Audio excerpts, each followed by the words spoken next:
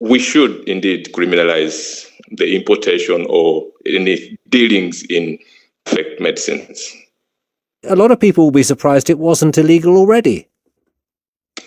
In a way, you would say that there are so many other laws one can use to say it was illegal. But when you look at the penalties that that person who is found dealing in illegal or fake medicines gets, I think that's a pat on the back. So, for instance, we have the National Drug Authority, which has an act which is supposed to actually create a national formulary where all the list of drugs that are acceptable to be prescribed in the country are supposed to be listed. And this is a law that has not in any way been active, because I don't think we have the mechanisms to or the human resource for people to be able to effect this law. So the challenge really has been that the laws have been there, but we do not have the personnel, or we do not have the people to effect these laws. Because this really is almost the ultimate example of a crime that is not victimless. I would want to agree with you. And I am putting my hope in the fact that if, say, the Lome conference comes up with this document, we can actually domesticate it back home.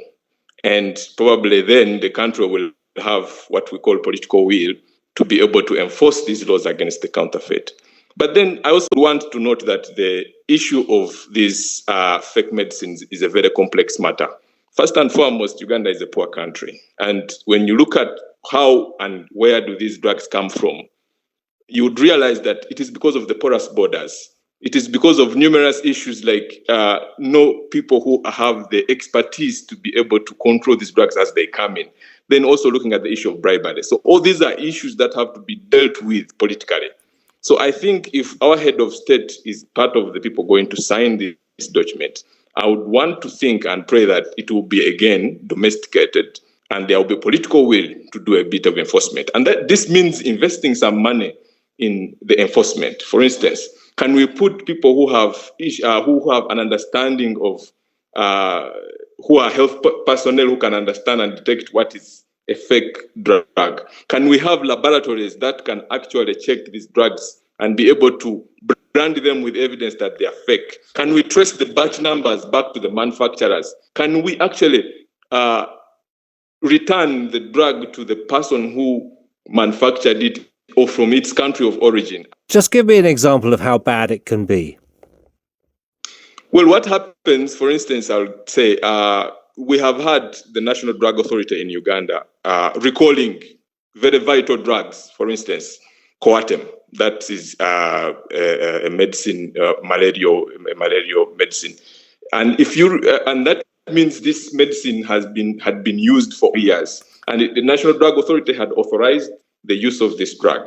So can you imagine the number of people who consumed it without knowing that it was actually a fake drug? And then after they recall it, which is a good thing, but then how have you dealt with the people who have used this drug over time? So that is how bad it can get, that we can have the whole nation using a batch number of a drug that has been accepted, but the drug is not effective and actually it is killing the people.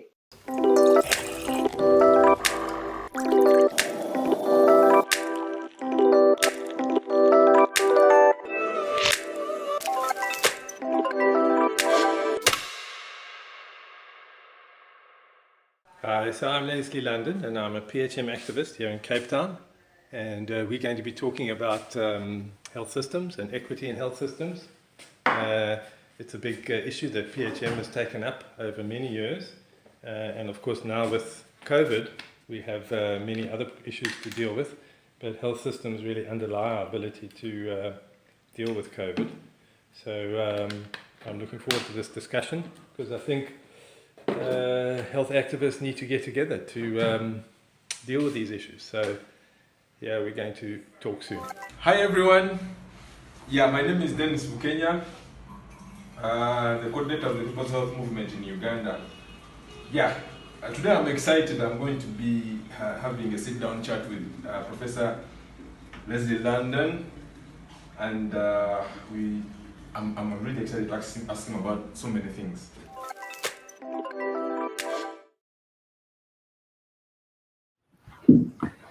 Hi, Dennis. I Hi, haven't seen you Leslie. for a while. It's fantastic It's to been quite a communicate while. from far away. We've been separated for so Yeah, long. yeah. You must have been so busy. Yeah, it would be great to come back to Uganda now, but with COVID, it's just too bad. I really Yeah, miss Uganda. Okay. yeah. I hope our work somehow will bring you here, or I'll bring me to meet you there in South Africa. I mean, Sure. given all this COVID-19 situation and all that saga.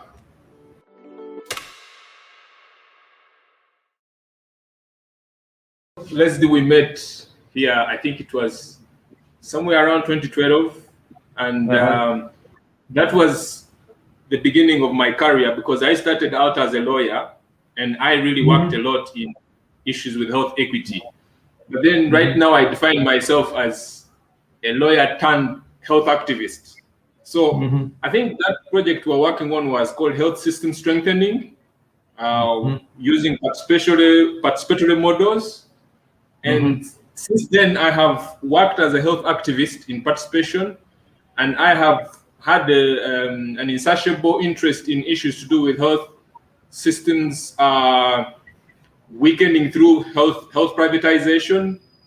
Right. And I have done a lot of work around health equity and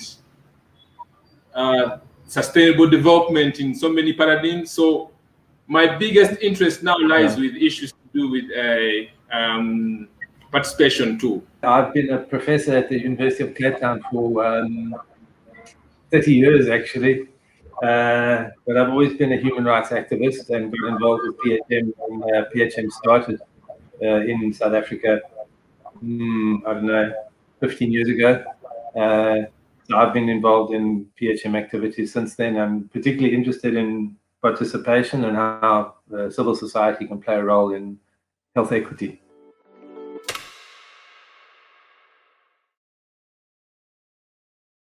The peak of our epidemic, we thought that we would be able to look after the health system as a whole.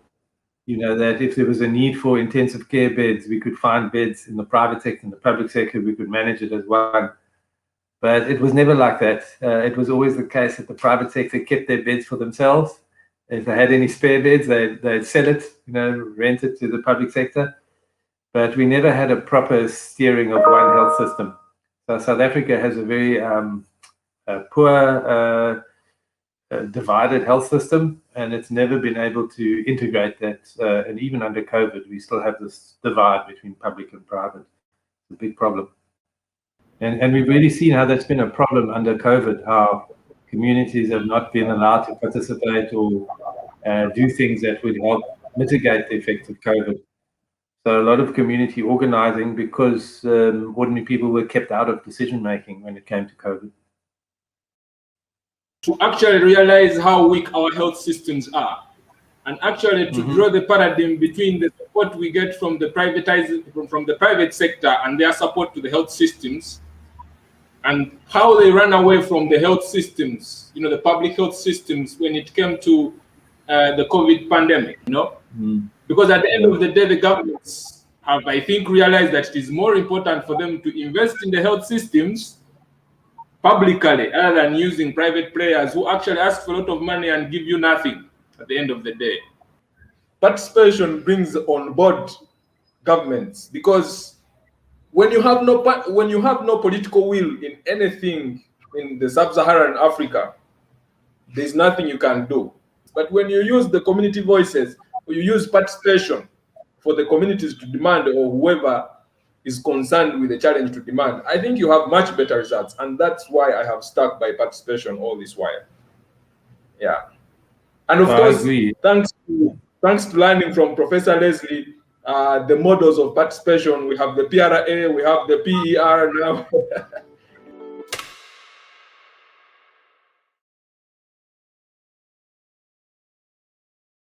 And we know that governments often put in place systems of participation that are token. They participation in form, but they're not participation in substance. And it's really important to make sure that it's participation in substance, that people can actually make decisions that it's not just lip service, because we often see that. And we also know that communities often have knowledge that the health system doesn't have.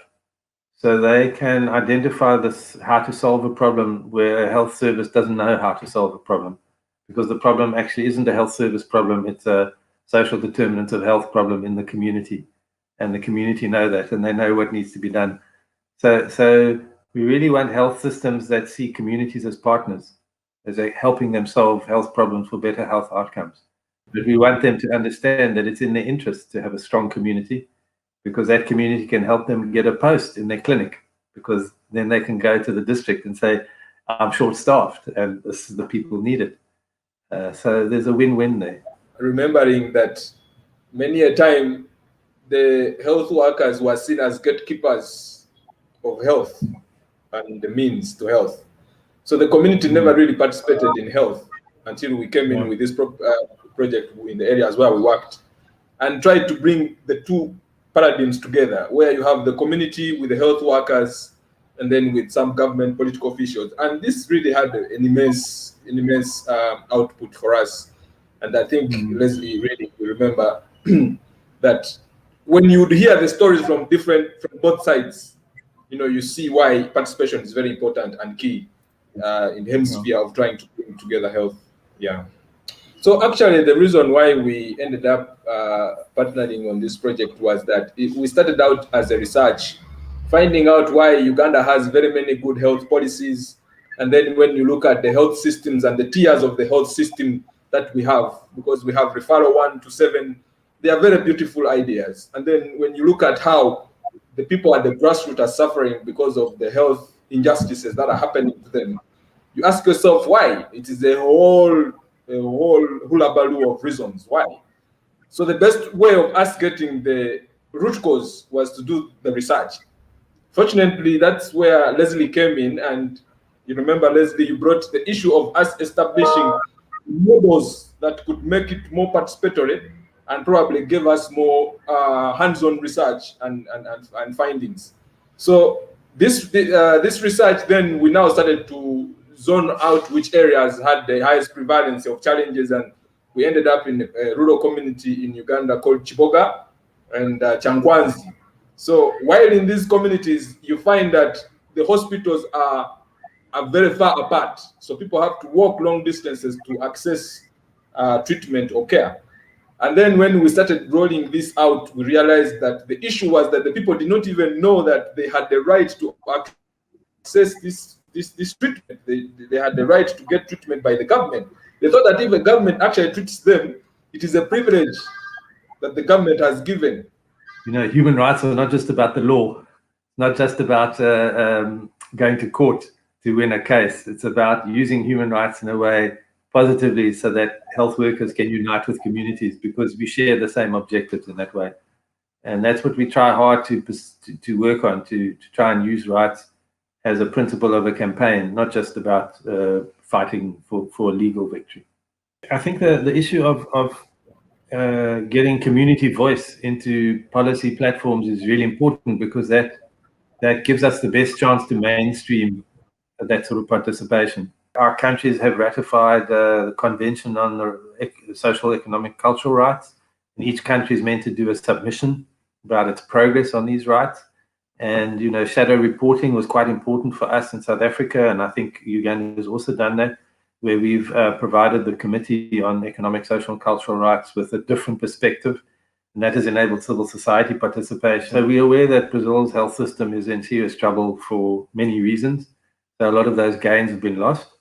But I think that's also an important way of thinking about how we could mainstream participation, because essentially power is where the money is. And if we can influence that for the better, that would be really strategic.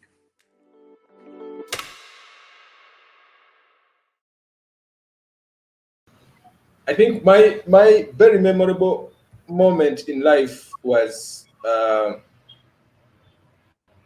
when we filed a case in court trying to fight for the rights of a husband who had lost the mother giving birth. So Now, that is not the memorable moment. The memorable moment was when the court threw us out on technicalities in the first instance. Yeah. But then when we went to the Supreme Court reinstated the suit, and the suit was heard. So the ruling coming out and the recommendations that the ruling had, yeah, about mothers dying while giving birth, and generally the health system, how it connects the right to life.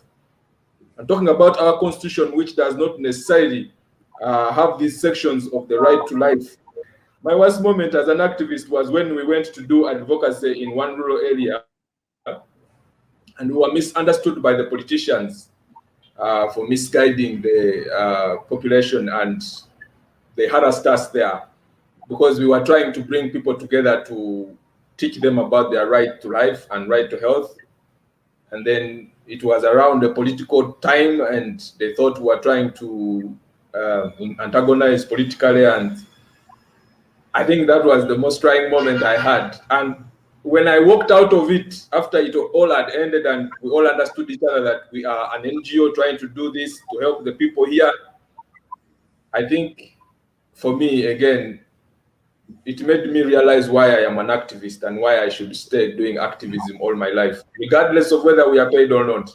We had a situation where the provincial health department was trying to push through a bill, a piece of law for how health committees, in other words, community participation, would fit in the law. And the health committees, people on the ground, were very unhappy. And basically, after investing a lot of effort in building their capacity and thinking about rights, they were able to independently go off to a meeting that the minister had set up in some rural area out of sight of the newspapers and go and confront the minister over this bill and challenge her. And effectively, they've now kind of changed the way people see community participation in the Western Cape, in this province. And I think that was really an example where people were empowered and they were given the skills and understanding and tools, and they went out and they did it for themselves. So I think I was very proud about that. So we were involved in building capacity, and I think that's really important, that you know, education is not just about information. It's about getting people to understand they have agency, they can change things around them. You know, the things that are bad around them, they can do it, they can change it. They just need the right information, the right understanding, know where to press the buttons, where to be politically active.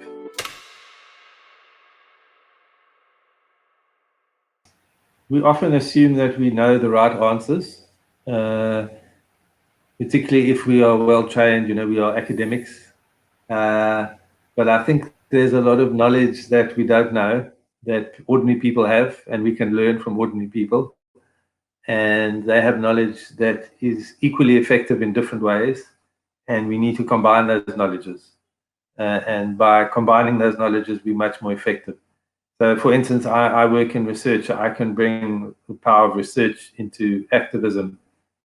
But there are things which community organizers have, skills which they have, understandings of processes in communities which I don't have. And when you bring those two things together, they're very powerful. And you can bring them together for good, or you can bring them together for bad, because we see companies doing that, co-opting local elites to do things. So we need to harness as much as we can our potential, our strengths for good, you know, for equality, for equity, for health, for good outcomes. If you want to be an activist, you must have a listening ear, because I think the biggest problem we have as activists, at least what I have seen I have, is that we want to talk too much and listen little. Because when you talk too much, there is no time to listen. So as an activist, you need to listen. Sometimes you don't have to speak because you must speak. Speaking last gives you the opportunity to have heard everyone else and compared what they are saying and be able to be the wise one to speak last. So the one thing I have learned is listen and listen and listen. Because when you don't listen, you get in trouble. And listening does not mean just listening. It also means read what others have written. and be able to appreciate it. That way, when it happens, say you are in a context of a campaign where you want, for instance, to cause change, because you have listened to others and how they think, you can actually craft a very interesting message that will make them act immediately, and you get a quick win in a day. For instance, if I went to a mosque and I want Muslim people to start using family planning, yeah, I'm giving an example. I don't have to tell them, please use family planning. No, I have to define the message that, are you better off having to go to funerals, or are you better off having people in your mosque to pray with them? Did you know that the statistics show that you are having more death, you are attending more deaths, or you're praying for people who have passed on more than you are praying with them? And with such a kind of statistic, they will ask me to give my evidence. So already you see I have a platform because I have listened. I know that people are dying more than this, and the reason is that probably the population is overwhelming the system, something like that. So my learning and my advice is that listen more and speak less, although it is difficult for an activist.